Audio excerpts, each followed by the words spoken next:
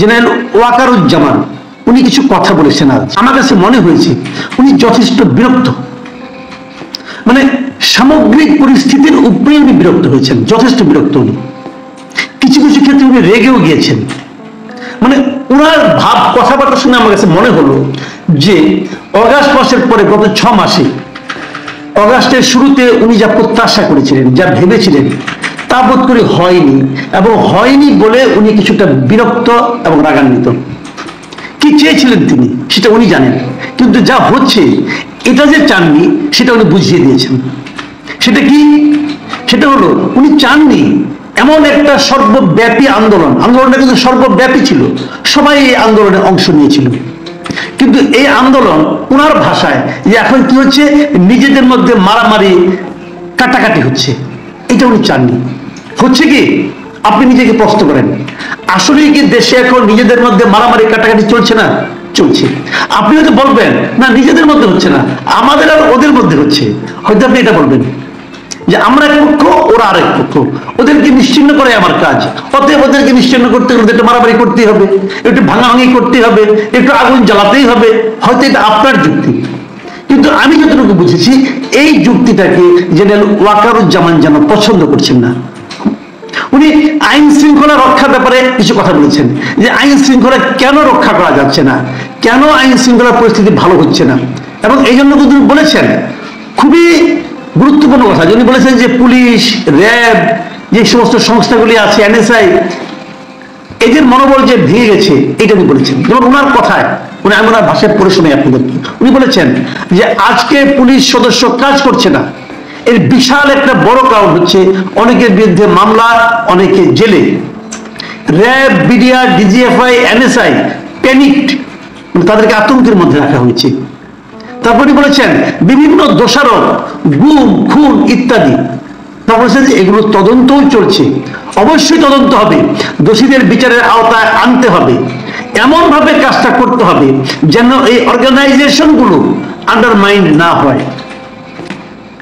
ওনার বক্তব্যটা কিন্তু খুবই, আমি এই বক্তব্যটাকে সমর্থন করি ভাই। ওনার বক্তব্যটা খুবই স্পষ্ট। উনি বলেছেন যে যারা এই ধরনের অন্যায় করেছেন, খুন করেছেন, গুম করেছেন, যারা করেছেন তাদের শাস্তি হতে হবে, কিন্তু এই শাস্তিটাকে এমন ভাবে করা যাবে না, তাদের বিরুদ্ধে এমন এমন কথা বলা যাবে না যাতে নাকি এই পুরো অর্গানাইজেশনটাই হীনমন্যতায় ভোগা শুরু করে।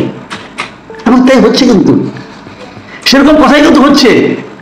বিভিন্ন জন নিজের মতো করে যা খেয়াল খুশি বলে যাচ্ছেন, কিন্তু একটা পুরো প্রতিষ্ঠানকে যদি আপনি হেয় প্রতিপন্ন করেন এবং তারপর সেই প্রতিষ্ঠানের কাছ থেকে আপনি যথাযথ দায়িত্ব পালন কেন করছেন না এই অভিযোগ করেন, তাহলে দুটো তো মিলল না। আপনি পুলিশকে সারাদিন গালাগালি করবেন এবং তারপর চাইবেন যে পুলিশ কেন আইন শৃঙ্খলা রক্ষা করছে না, এটা হয় না ভাই। এই কথাটাই 6.5 মাসের মাথায় এসে সেনাপ্রধান উচ্চারণ করেছেন। দেশে কি অরাজক অবস্থা চলছে না? চলছে।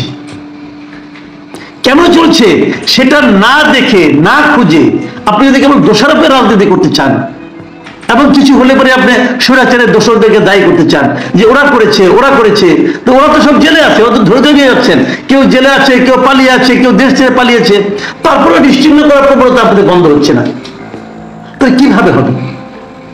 এবং উনি কতগুলি কথা বলেছেন, যেমন ধরেন উনি বলেছেন স্পষ্ট করে দেশের আইন শৃঙ্খলা খারাপের পিছনে কিছু কারণ আছে। প্রথম কারণটা হচ্ছে আমরা নিজেরা হানাহানির মধ্যে ব্যস্ত, একজন আরেকজনের বিরুদ্ধে বিষোদ্গারে ব্যস্ত। এটা একটা চমৎকার সুযোগ অপরাধীদের জন্য। যেহেতু একটা অরাজক পরিস্থিতি বিরাজ করছে, তারা খুব ভালোভাবেই জানে এই সময়ে অপরাধ করলে পরিত্রাণ পাওয়া সম্ভব, সেই কারণে এই অপরাধগুলো হচ্ছে। সিম্পল কথা, আমরা এগুলো দেখছি না? আপনি যদি আজকে রাস্তায় বের হয়ে একজন লোককে দেখেন সবাই পিটাচ্ছে, আপনি বলবেন কেন পিটাচ্ছ? বলবে সেই স্বৈরাচারের দোষর, কাজে পিটাচ্ছি। সাক্ষর মাপ, কিচ্ছু হবে না, মেরে ফেলেও কিচ্ছু হবে না। এটা কি হচ্ছে? হানাহানির কারণে কিন্তু হয়তো সে কিছুই না, হয়তো তার সঙ্গে তার ব্যক্তিগত একটা রোষ ছিল, কিন্তু ওইভাবে একটা ট্যাগ দিয়ে তাকে আপনি মব কালচারের মধ্যে ঢুকাই দিলেন, মব জাস্টিসের মধ্যে ঢুকাই দিলেন। এই জিনিসটার ইঙ্গিতে কিন্তু সেনাপ্রধানের কথায় এসেছে। সেনাপ্রধান যে কথাটা বলেছেন, আরেকটা কথা বলেছেন, আমি সেটাও বলি, যে বিডিআর বিদ্রোহ নিয়ে কিছু কথা বলেছেন। বিডিআর বিদ্রোহ নিয়ে নানা ধরনের কথাবার্তা কিন্তু হচ্ছে, কিন্তু এখানে সেনাপ্রধান একটা কথা একদম স্পষ্ট করে বলেছেন যে এই বিডিআর বিদ্রোহটা সেনাবাহিনীর কেউ করে নাই, ওই সময় যারা বিডিআর ছিল তারা গুলিটা করেছে, তারা শাস্তি পাবে, তারা দোষী, এবং যাদের বিরুদ্ধে সাজা রায় হয়েছে এটাকে হস্তক্ষেপ করা যাবে না। এবং ওনার বক্তব্য হলো এটাই করেছে, তারাই করেছে। এইখানে বিদেশের কেউ, পলিটিশিয়ান কেউ জড়িত ছিল কি ছিল না সেটা উনি বলেছেন যে একটা তদন্ত কমিশন হয়েছে, তারা দেখবে, তারা ওই তদন্তটা করবে কেউ দায়ী ছিল, কিন্তু গুলিটা যে করেছে তাকে তো শাস্তি পেতেই হবে।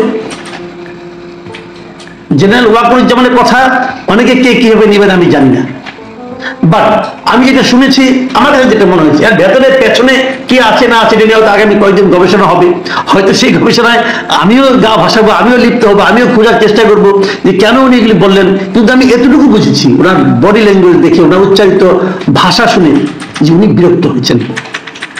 সেনাপ্রধান কেন বিরক্ত হচ্ছেন, কার উপর বিরক্ত হচ্ছেন? উনি বলছেন আমি আপনাদের সতর্ক করে দিচ্ছি, পরে বলবেন আমি সতর্ক করিনি।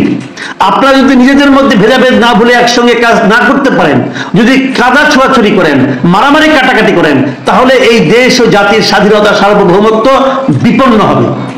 উনি এটা কাদেরকে বলেছেন? যাদেরকে বলেছেন তারা কি বোঝার মতো অবস্থায় আছেন, নাকি তারা অন্য কোনো উল্লাসে ব্যস্ত আছেন? এই জায়গাটা বুঝতে হবে।